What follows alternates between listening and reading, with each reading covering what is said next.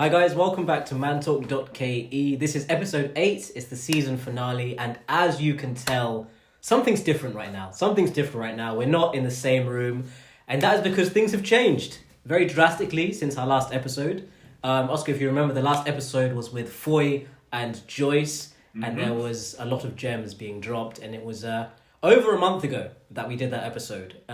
So since then, guys, if you're wondering what's happened, after that episode, there's a lot of corona-related situations. Obviously, we know in Kenya, the situation happened whereby restaurants were closed. So I've actually left Kenya for a few weeks. I'm in England at the moment. Oscar is holding it down in Kenya, but we are still bringing you Mantalk content as promised. Sorry about the delay that's taken this long, but it feels good to be back, Oscar, doesn't it? It feels good. It feels right.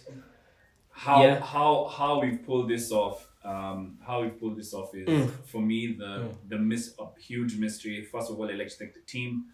Anyone who's involved in pulling this off. Beryl in the squad, Becky in Kent. I'd like to give you guys a huge shout out because we've had to really brainstorm. We've had to really think how to execute on this, and the fact that we're here today is up to our team, who are very, very innovative and who have to think out of the box. So it's crazy, exactly. How's the weather in Kent, my guy? You look like you're glowing, my guy. The weather, it's not bad. I can't complain. It's not bad. We're talking about 10 degrees on a good day. So we're getting by. It's not quite Nairobi, but we'll make it work. One thing I do miss about Nairobi right now is your selection of beverages, because I've had to make my homemade berry tea that I'd normally have at Art Cafe. What do you have, Oscar? You know, the sweet thing about being from Nairobi is that you get to enjoy the delicious, the fantastic cappuccino from Art Cafe. The whole team right now is hydrated, well-fed. You know, we have a high level of energy because, Art Cafe keeps feeding us. And they've been doing it the whole season. So big shout out to them. We owe them a lot for our productivity and just standing by us during tough times. So exactly. Definitely. But their cappuccino is slapping. One thing I respect. I'm so jealous. I don't want to look because I'm jealous. I'm jealous. One thing I've been seeing is that they're still doing deliveries and stuff even at this time, which is I love when businesses pivot like that. Yeah. So I think they're still available for you guys to do your orders and get it done to your home. Yeah. So here's how I found the most efficient way. Of course, you can make deliveries through Uber Eats and everyone else. But I found that the most efficient way to handle deliveries is through their website, which is www.artcafe.co.ke/order, and there you'll be able to be directed to which branches will be able to serve your needs more. So I really suggest that you use that website to make your orders. Because it's much more efficient. And all branches are actually open.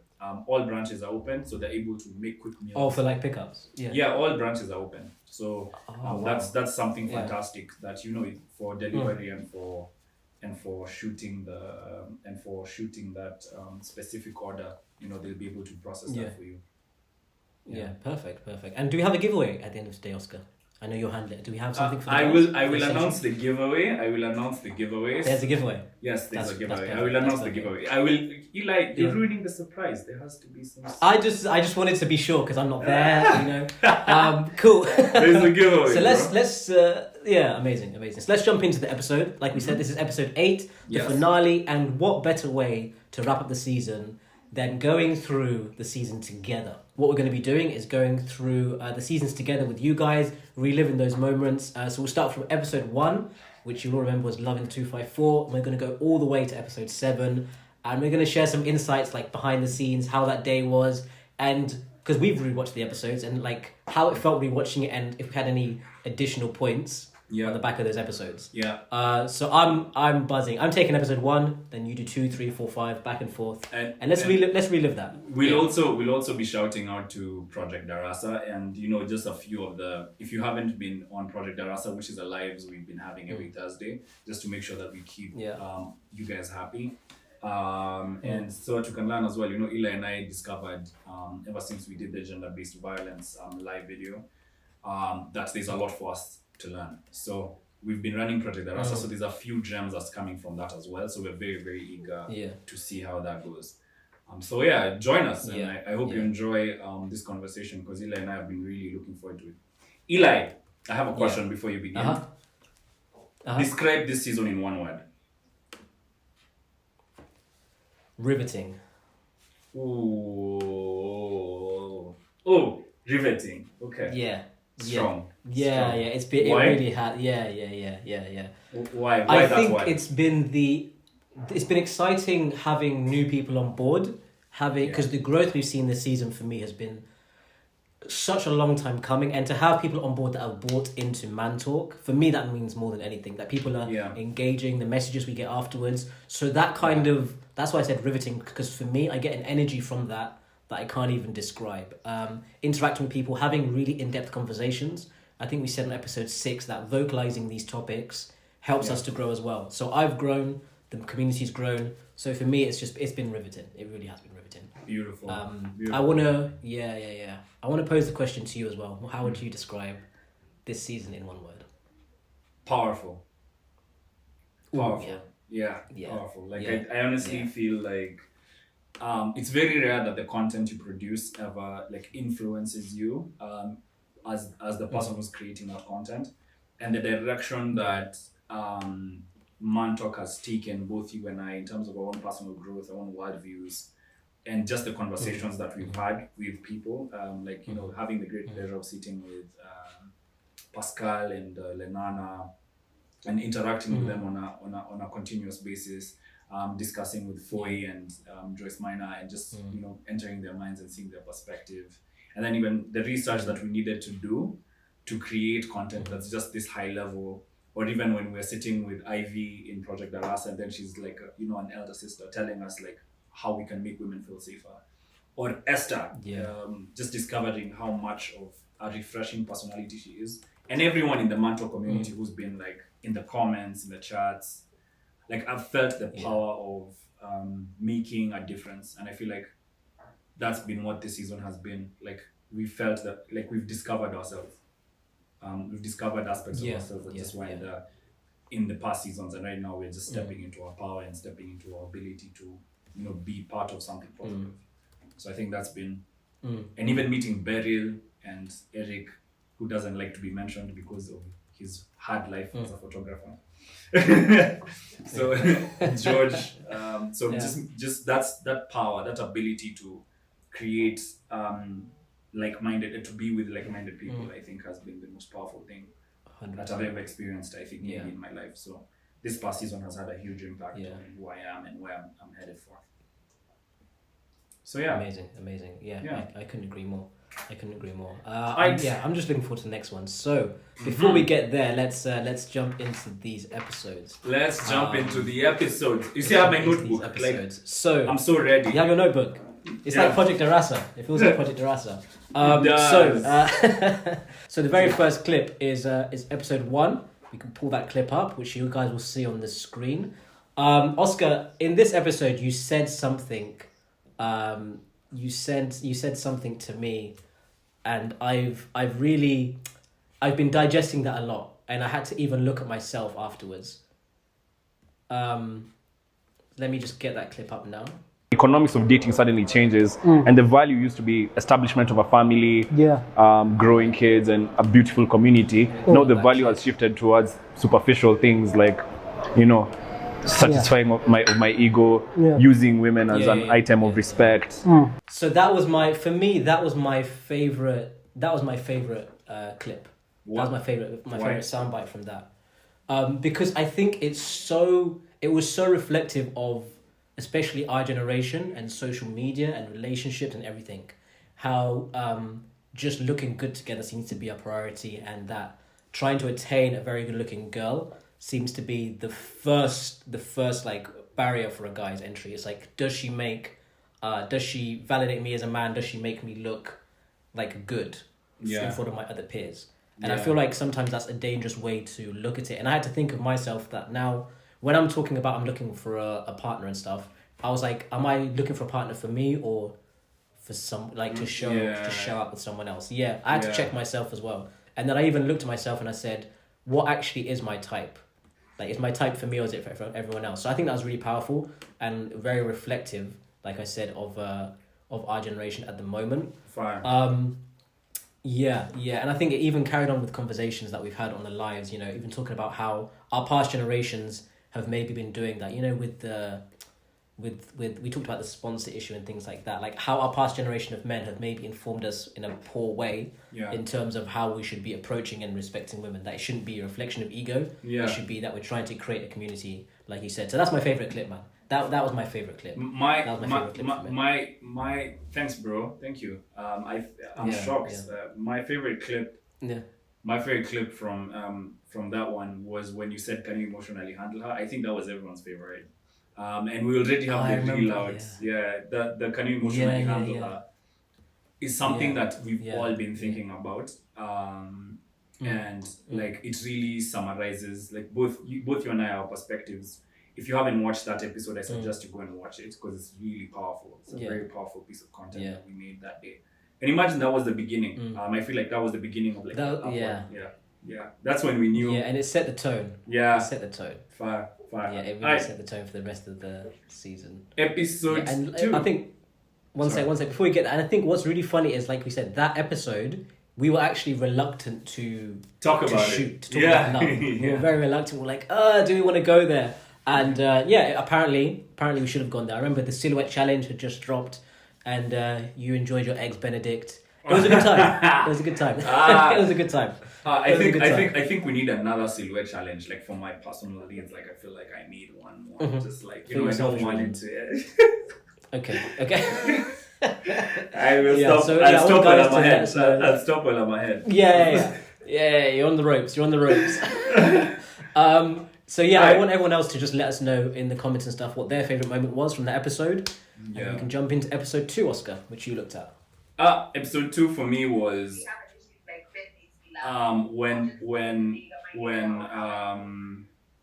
when we had Ben Psycho and we had Wanjiru Njiru on board. It's a lot to process because it was such an amazing day because that was the first time we ever had guests. You know, no one knew this, but that was the first time we ever had guests. Yeah. And I was meeting Ben and Wanjiru that day for the first time, and they were just amazing. Such a vibe. It was so cool to hang with them. Yeah. And you know, we needed a perspective from relationships because it was Valentine's week, and we had structured the episode around how can we get someone or people who are in an actual healthy relationship, not necessarily something that's performative, but an actual healthy relationship. And I found that they were so refreshing. I remember when Wanjiru was saying, you know, everyone has an opinion as to how they should live and run their relationships. And it was like, it's none of your business. You get what I mean? It's really none of your business. Yeah. The way they live their lives. Because for them, there's also another clip that we're going to run on how for Wanjiru, play the clip now. And I think to add on to what he's saying, it's like, I think it's Beyonce and Jay-Z who say, but this is actually real life. Like this, me and Ben, this is actually real life. It's not for a show, and that's to say that I have to protect this so much because it's real life. Yeah. It's like my heart is invested. This is real life. This is real life. That's what she said. This is real life. Like this is who this matters a lot to her. So us putting our weights and our expectations on them really burdens the ability of them to love each other and to be comfortable within their relationship. And I found that such a powerful thing to say because a lot of people feel a lot of pressure to make their relationship public for other people's validation. Your love is no one's entertainment.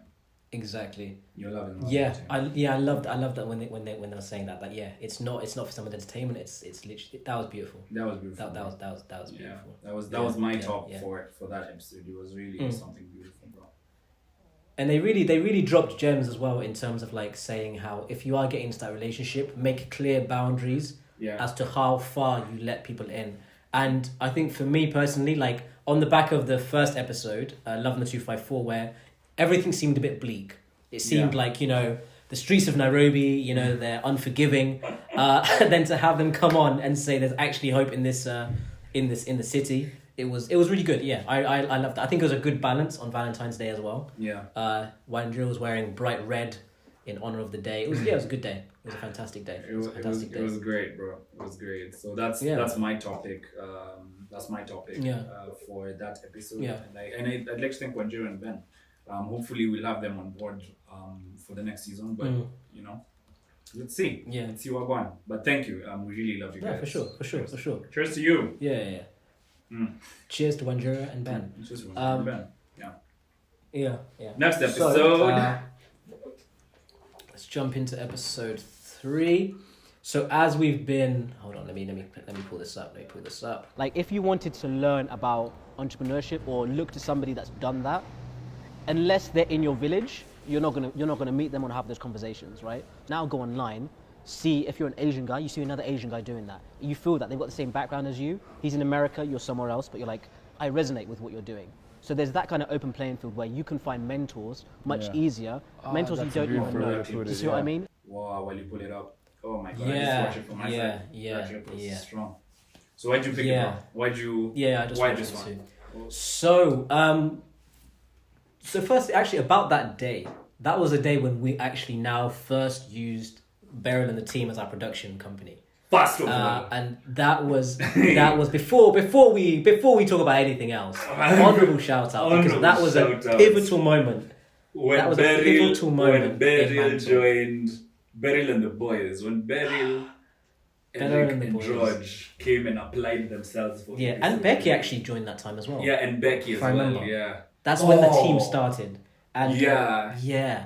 Do you remember? Yeah. And I think even guys on social media were saying, yo, this is different now. This has changed. Like whatever's happened has gone well. And it came from a panic, because I think on a Monday we lost our other guys because of quality control, and then by like the weekend we had a whole new production team, whole new system. So that for Mantalk was definitely a pivotal moment. Everything elevated, and it tied in perfectly with the topic, which was business and entrepreneurship. Yeah. It was beautiful. It was just it was poetic justice. It was. It was. You're very right, bro. Very right, bro. I honestly don't think there has been a time when there was a lot of uncertainty. I don't think there's a time when there was a lot of uncertainty like this.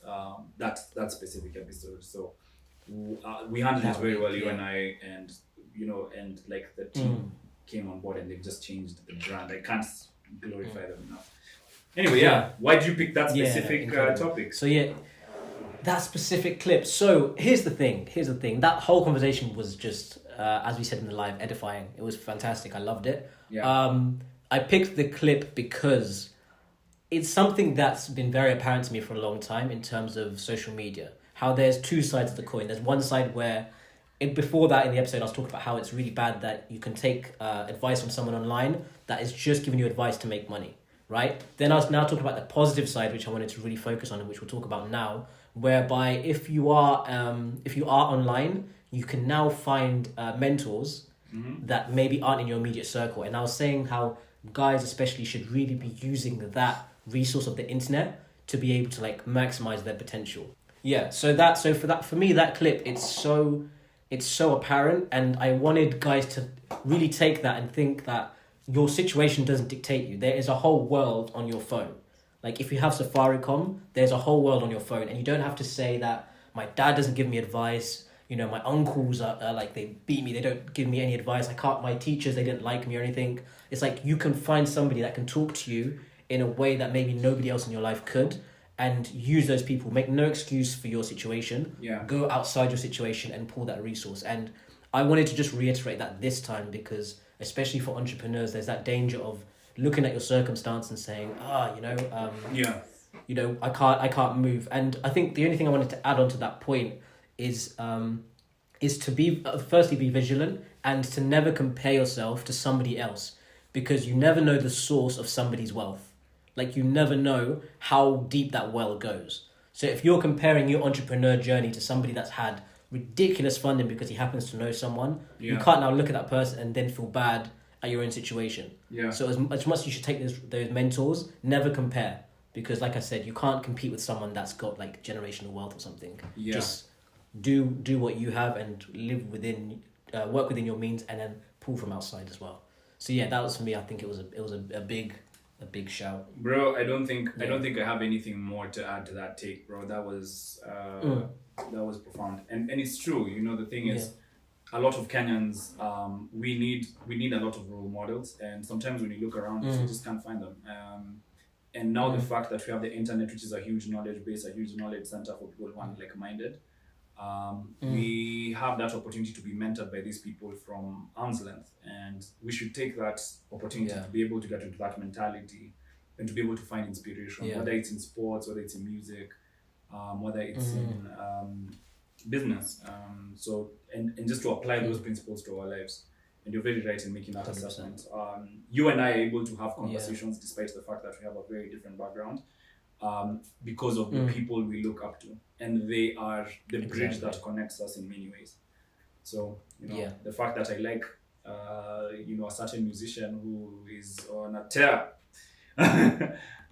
named Aubrey Graham, or Mr. Sean Carter, or Calligraph Jones, or Nyashinsky, all these guys who are consistent in their craft, you can be able to gain inspiration from their consistency in their life just by looking at it and trying to emulate their dedication to their hustle. So you know what I mean? Yeah, exactly. If you're, beautifully put. So that's the take. That's fire. So my next episode, I think that's episode 4, right? Yes, episode 4. Love yourself. One of the most reaffirming things I did for my own self-love was go back to my grandparents and understand my roots. Ooh, interesting. Yeah, I swear. Going back to like to Meru, and like that's why you'll always hear me say Sauti.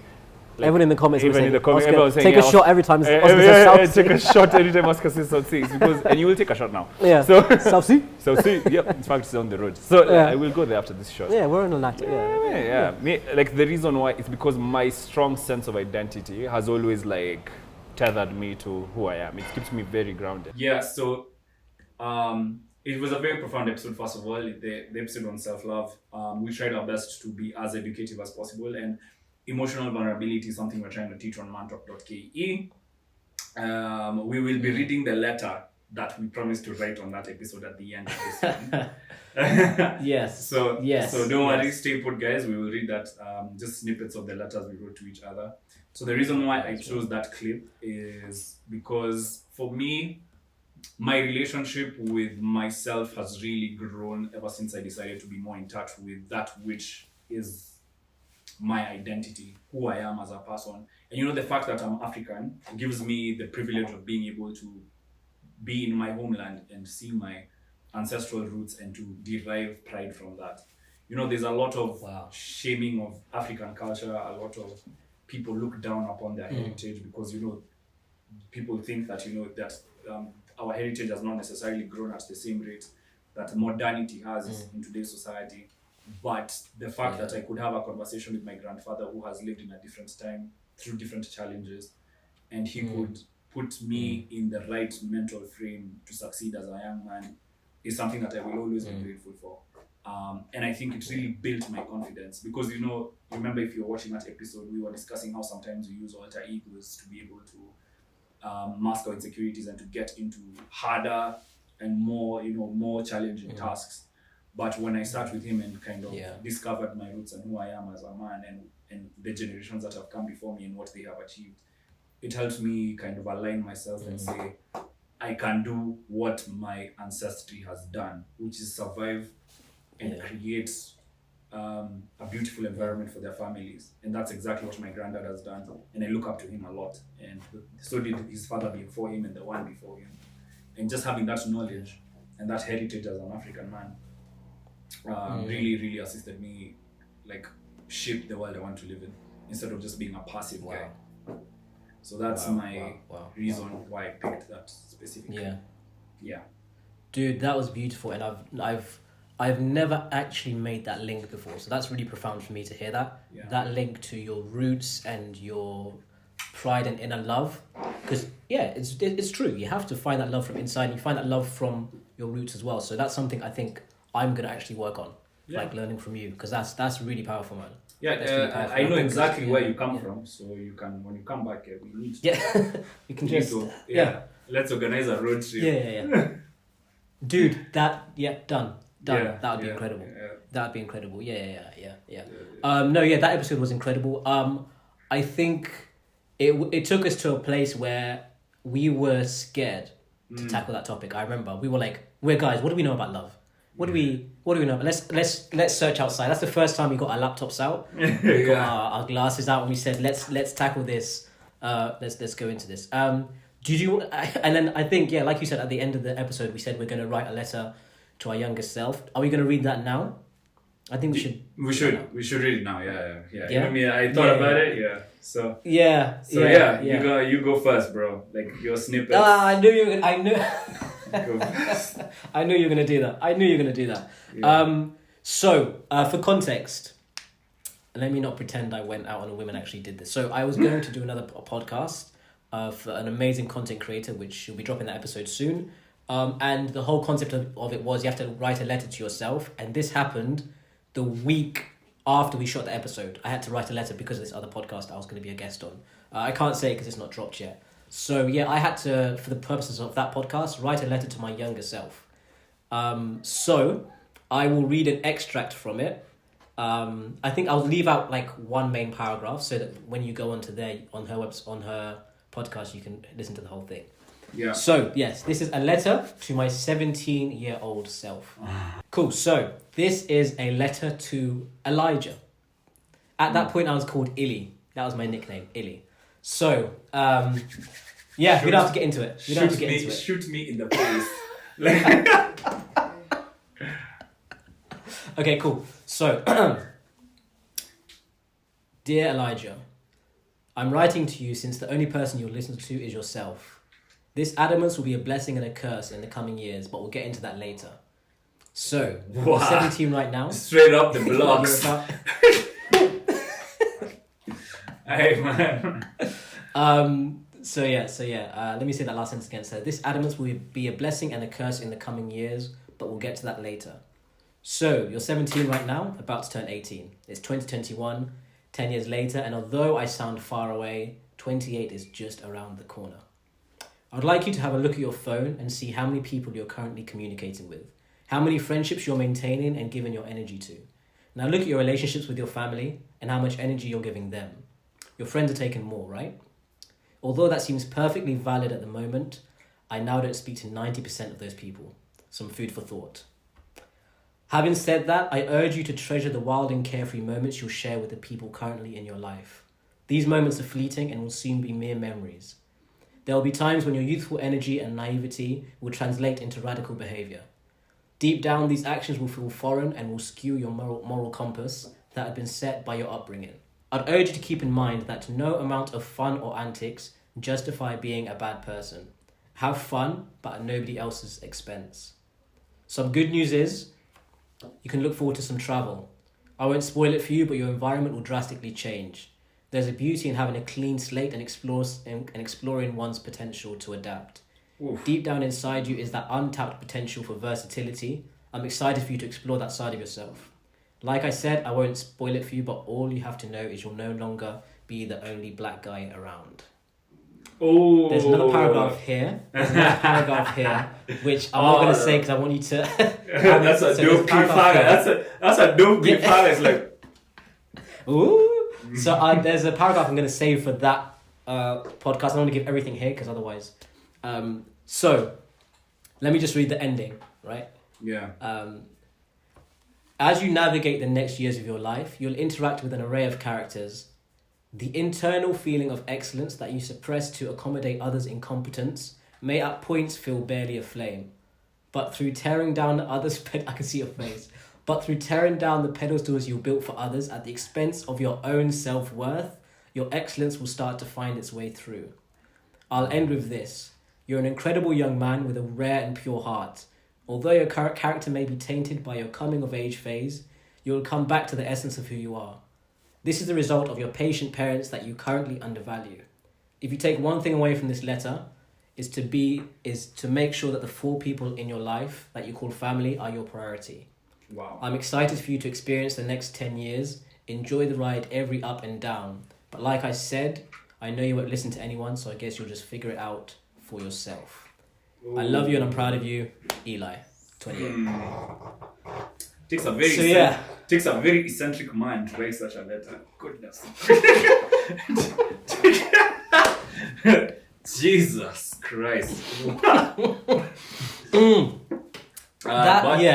But fortunately, the man on the other side of this phone is also a very eccentric man, so you're very lucky.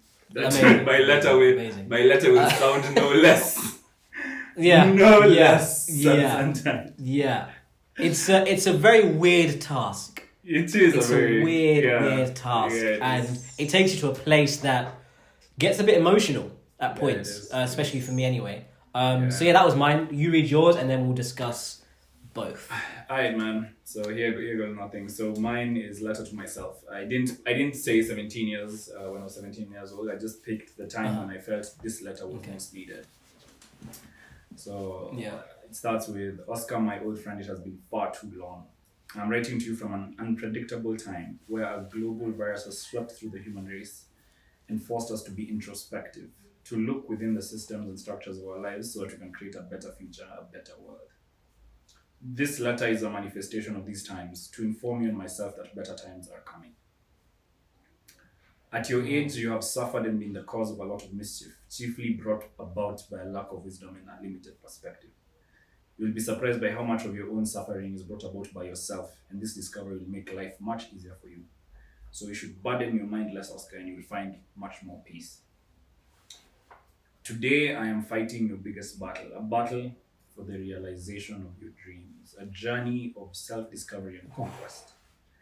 This journey will only be aided by those you determine as loyal and brave. At your age,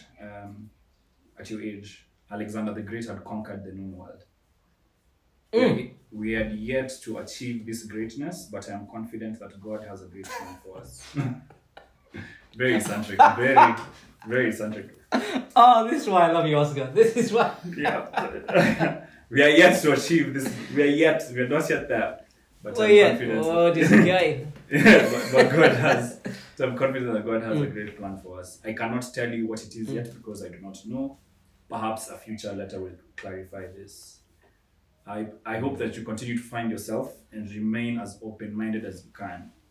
Continue to challenge yourself to new levels and new heights. Continue to pull those who are closest to you closer. And don't give up, no matter what happens. Remember to pursue greatness always. Kind regards, Oscar. So that's that's my I love that. I love that so much. I love that so much. That is beautiful but unsurprising. I know for you, a big part of your life is that striving for greatness, that you're very confident is on the other side of this phase. I think that's beautiful that you articulated it like that. That's amazing. And I agree. This is just a phase that greatness is on the other side of, man. Thank you very much. Like I said, we are two very eccentric people, and I know anyone who's going to read this letter is going to be like, oh my god, these guys have such a strong sense of confidence. But like, I think when you realize that a lot of your burdens, a lot of your pain doesn't come from other people, it doesn't come from your external environment, it comes from the decisions and the determinations you make on your own, you will be able to speak to yourself in a powerful and more accommodating way. I feel like that's life's greatest gift, I think. Because for a long time, I remember when I was younger, and this happened very recently, I had to take a step in, just to write this letter, I had to take a step into my past a bit and have that conversations with people who I should have left behind. But like, just realizing the difference in terms of growth and understanding within myself helped me understand that a lot of what I was doing was just overthinking and just a very limited perspective. And now that I'm older, I'm a lot more wiser, so I can now be able to forgive the past and leave it where it belongs, which is in the past. Yeah. So that was my letter. That's powerful. Yeah. And Wednesday is coming, so Rotimi, I know, will make me pay. Yes. So the day after this episode goes live is Oscar the 21st, which if you've been in Project Arasa, you know is going down. So yeah. No, that was. I'm glad we did that task. Yeah. I'm glad we shook on that. Yeah, man. I think our letters are self-explanatory, so I'm not going to get into mine. You heard what we said, isn't it? Like, you heard. That's how we feel about ourselves. Self-love. Love yourself. Love yourself. Episode 5. Cool. So, yes. Episode 5. So yeah, guys, with that episode, just let us know your favorite bits as well as we jump into the next one. So let me talk a little bit about this day. Where are we? So that day was we shot with Mr. Pascal Tikodi and Lanana Kariba. There we go. The two guys on the upper echelon of the creative industry here. They are gems in the country, and for them to make the time to come on the show, they were just a phone call away, and we can't appreciate them enough. Thank you, gents, for coming. This was an amazing day. It was one where we were talking about navigating the creative industry, and who better to bring than those two. So, one thing that I'm going to play the clip in a minute, and the clip I'm going to play doesn't actually relate to navigating the creative industry that much. Yeah. It does in a way, I'll say how, but there was one bit that I said, wow. But let's talk about the creative industry that they were mentioning. So the gems I got from them is that you have to earn your stripes in the industry. Yeah. And I think it's the same for any. You don't just turn up and it happens quickly for you. There's a lot of unpaid work, there's a lot of long nights, there's a lot of effort versus reward not making sense. And they basically said, stay the course. If you love it, you'll get there. If you don't, you'll find out soon enough. And I think that was beautiful, and I think it was definitely needed, especially for a lot of young guys that want to go down that path. Yeah. So it was amazing to hear that from them. Another thing they said is to be disciplined with your money. We talked about windfall and how you can come into a lot of money very quickly, and it can sometimes be dangerous. So they're basically saying about navigating your finances. But Oscar, the bit that they said for me that I had to use as a clip is this. So let's play the clip so the guys can see it first. Let's play the clip. Hold on. When you find a good woman. When you find a good woman. When you find a good woman. I feel like that's a quote. When you When you find a good woman. When you find a good woman. Pascal. Oh yeah, Pascal. Too deep. The artist. He was in his bag. He was in his bag. Yeah. So that day, I found out that he's married, and I found out Pascal's engaged. So I said, I need to hurry up because what's going on here? So the clip, we'll play it now. When you find a good woman, man, really, it changes a lot of stuff. Yeah, for sure. It changes you. I feel that too. These two men are telling you that there's hope for us. Yeah, exactly. That's what There I'm is, saying. man. There's hope. I think as well, I love the narrative you've just said, because a lot of the time when a guy says they're getting into a relationship, it looks like it's a burden. Like, It's a burden. I won't have time for anything, blah, blah, blah, blah. Yeah. But what you basically said is, no, the time becomes more well spent. That's basically what Yeah, so on the back again of episode 1 where we were saying, Nairobi's a bit tough to find love in, these guys basically came and said, you can find women out there, some incredible women. And when you do, they were tying it into how they've helped their careers. And I loved it because, we're saying how maybe the past generation haven't given us a positive outlook on relationships and like using women for egos and things like that. To hear two young guys that have a lot of the opposite sex at their disposal, to be able to settle down, have like a strong and healthy relationship, for me was beautiful to hear. Gave me hope, got me very encouraged, and that's why the way they also spoke about their significant others was beautiful.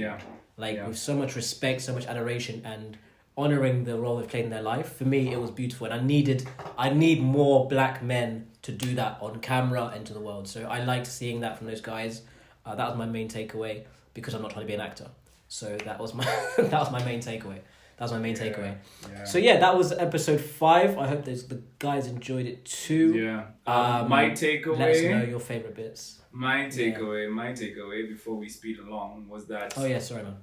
You'll be shocked how respectful and mature Lenana and Pascal were. Pascal is very funny, comedic character. He taught us a lot. They both taught us a lot about the entertainment industry, because even off camera, the conversations that we were having, these guys are very switched on, and I'm very excited to see what the entertainment industry has in store for you and I in Kenya specifically, and as we try and make our own niche within it.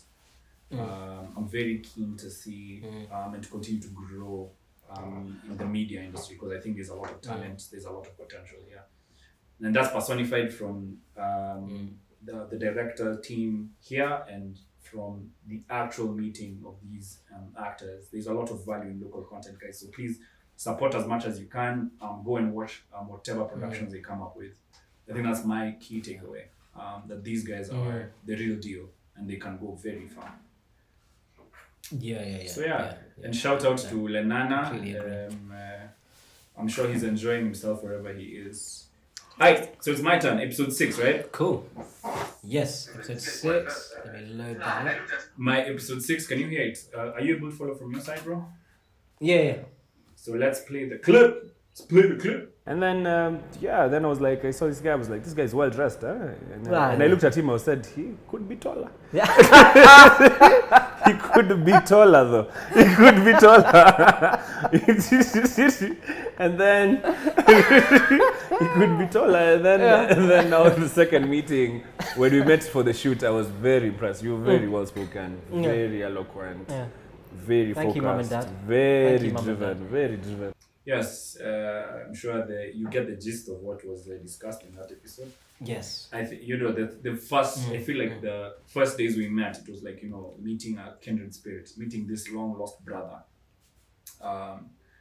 That's how it felt like, because like it didn't take time for us to like understand each other. We didn't have to explain each other's lives too much, and like when as we've worked on Mantalk together, man, our relationship and our brotherhood has only grown. And I want us to keep working towards it. We're not just people who are in business together, but like we're real homies. And I really enjoyed meeting you. Yeah, for sure. But the fact remains the same. You could be taller, but I'm sure Hugo Boss and other nice shots come up for that.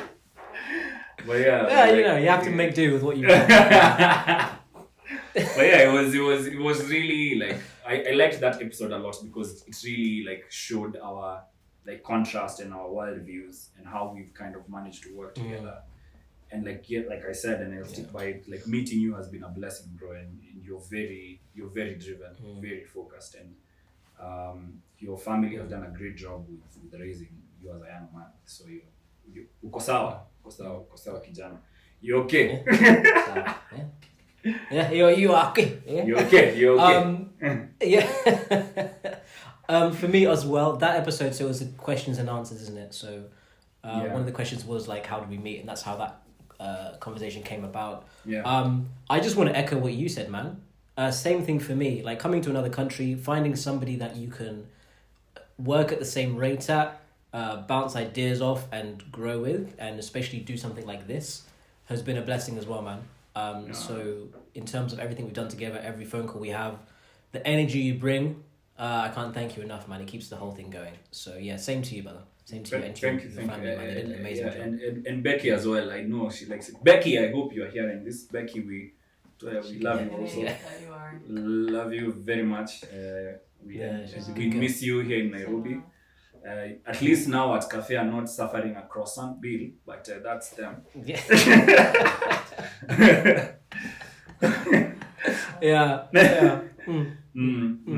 No, that was a solid episode, man, and it was fun interacting with the people as well. It was very introspective, made us really think about the relationship and the show and everything. So yeah, episode 6 was a vibe. Let us know your favorite bits as well. Yeah, your favorite bits.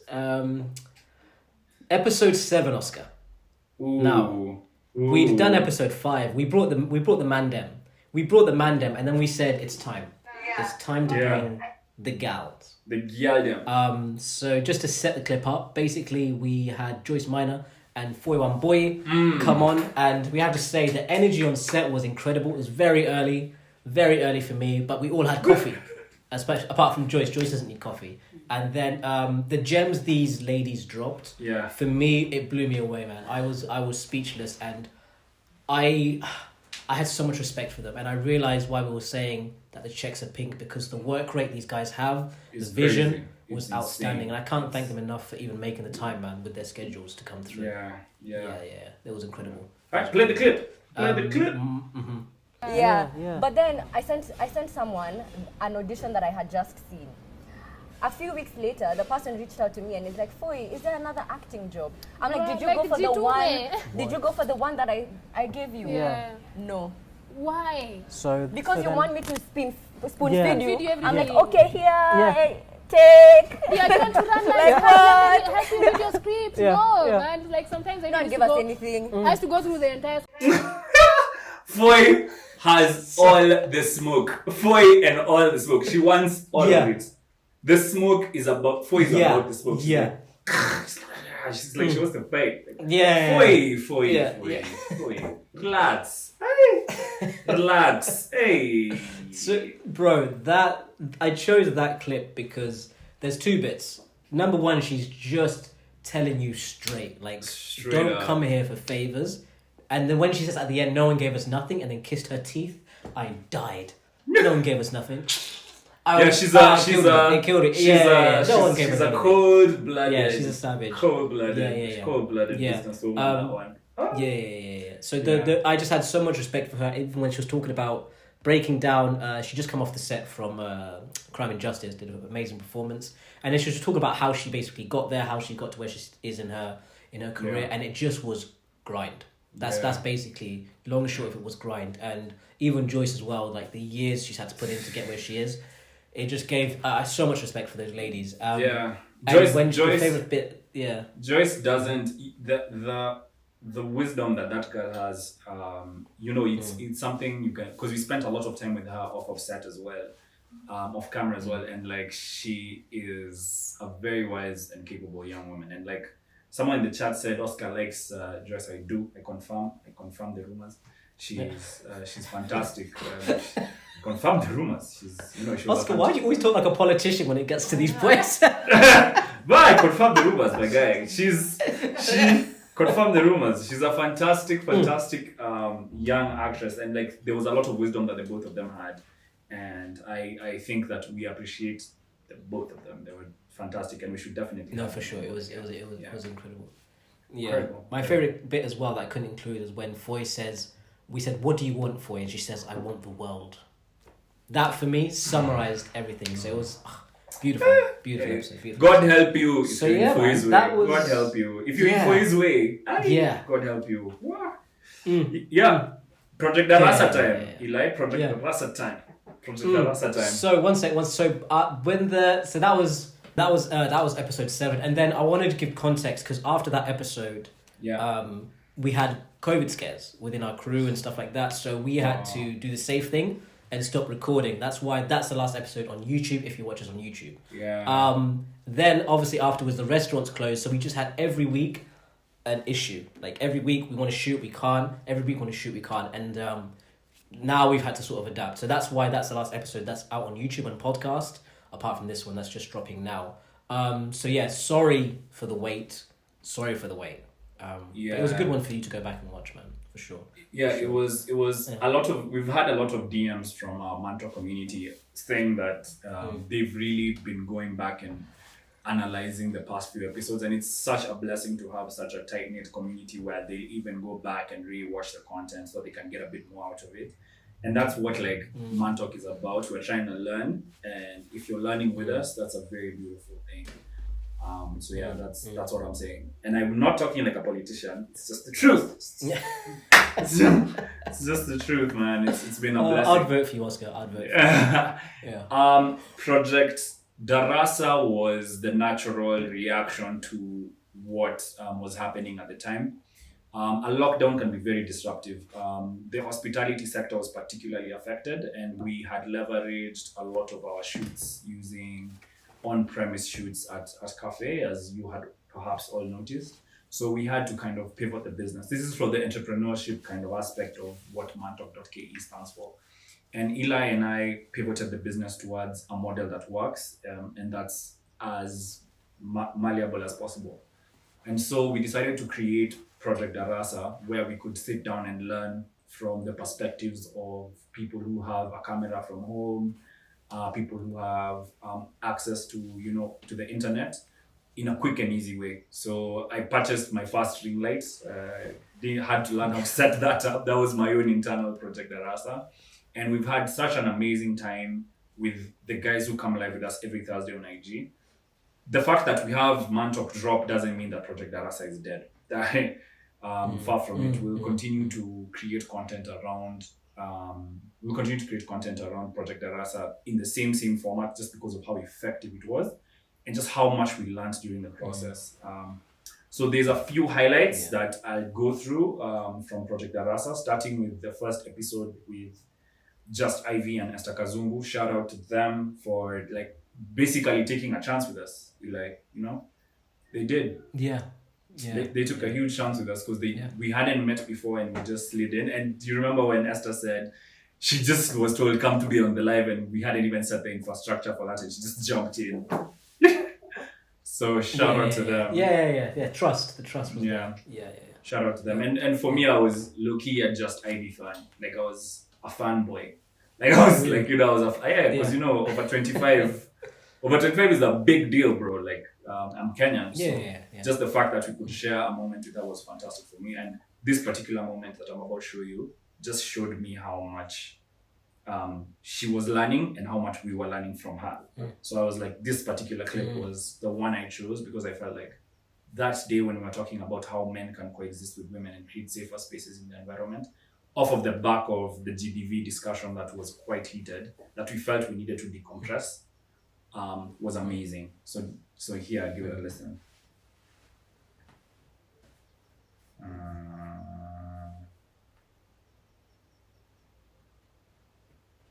Eli, as usual, the internet. Oh, there we go. There we go. Come on, give it to me.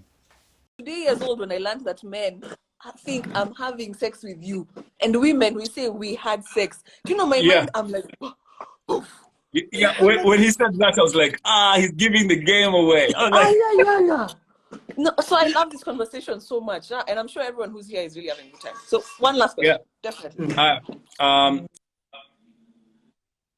You see that, like that vibe, like she was like, we were both like getting our minds blown and everyone was learning something.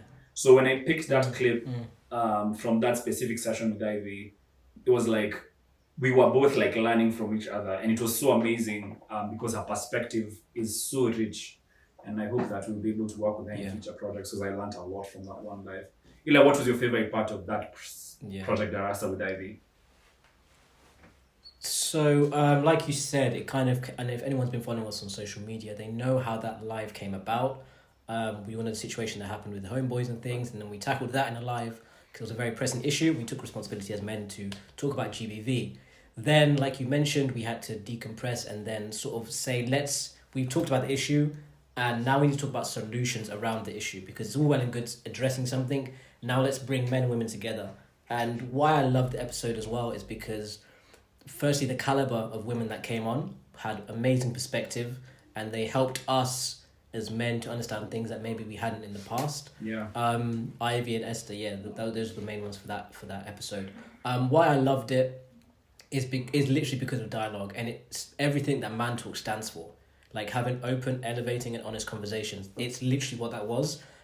We managed to say, Ivy, why do girls do this? And she managed to say, guys, why do men do this? And that was my favourite bit, just having honest conversations. And then even the clip you've just played there where we were talking about what is the main reason why men feel the need to treat women this way. And then the parallel I drew is like talking about how when anyone's relaying an intimate moment with somebody to someone else, as a man, it's in your mind, it's you did the deed with someone else. It's not a collective thing that we did it. And it goes to the root of the problem that, as men, we think that like sex or like intimacy with a woman is everything's on our terms. And that's why we get to those GBV situations. So it's changing that narrative and knowing that, no, it's a group, it's a decision both of you make. It's a moment both of you have. And I think being able to vocalize that and have a woman on the other side of that be like, okay, I'm processing sometimes why the mindset of a man is dangerous.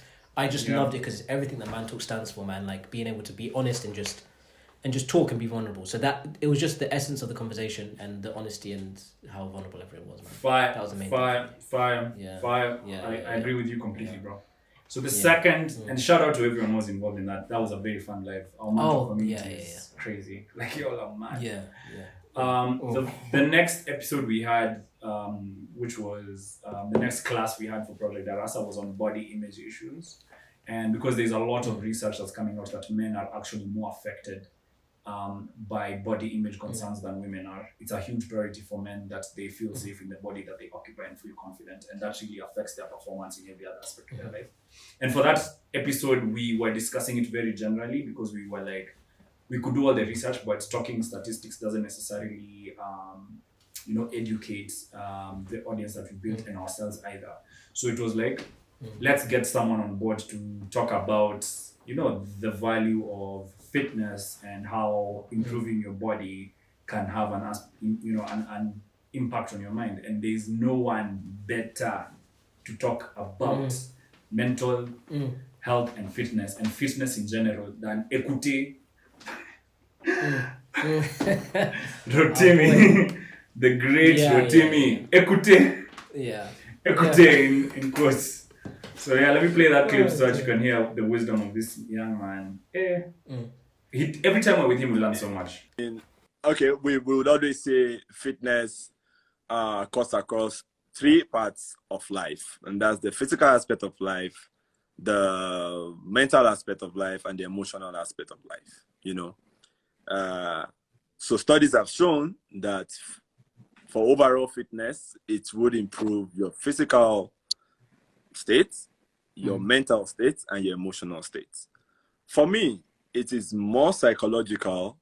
If I try something day 1 and I cannot do it, and at day 30 I can do it, it means that whatever I want to do might seem so impossible to me at first, but when I work towards it, it can be done. They would always say, you hear that, bro? When I work towards it, it can be done. I mean, come on, man. Like, you can't have that. This guy's mindset, you can't buy that in a shop. Like, it's just, you can't replicate that mindset that Rotimi has. It's a powerful, powerful thing. And I'm looking forward to Wednesday, believe it or not. I hope he takes it easy, but like, I think Rotimi's mindset is the biggest value add that he can give us at Mantalk. Like, if you take Rotimi's mindset and his regiment and his dedication, man, that guy, I usually just wonder.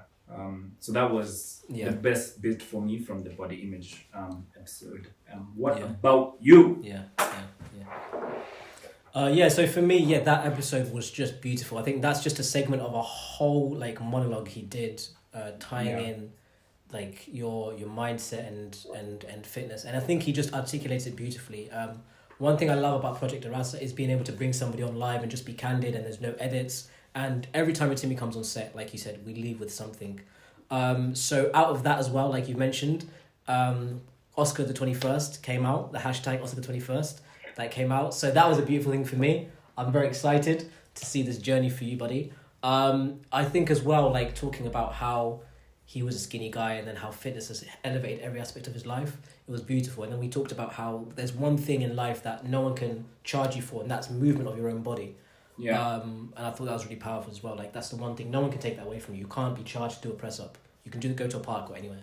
So just taking charge of your own physical life and mental life is really key. And I just had a blast on that episode, and the interaction with the guys. I think as well, Project Arasa for me, because I think I'm gonna have to wrap because one of my cameras is on 10%. But I think like one of the things for Project Arasa I loved in general was like the fact that we're getting to interact with people like live, and the energy that's come out of the lives, like the banter that happens on the lives, the amount of engagement that we've had. Like, we're talking about people creating their own little hashtag, creating their own things and talking back and forth and just having such intellectual conversations but fun at the same time. I leave every live so happy. Every live so happy, and then the messages afterwards have just been incredible, man. So every live we do, it's been a blessing. Like episode 7 happening and then having that stalling, we had to make Project Arasa.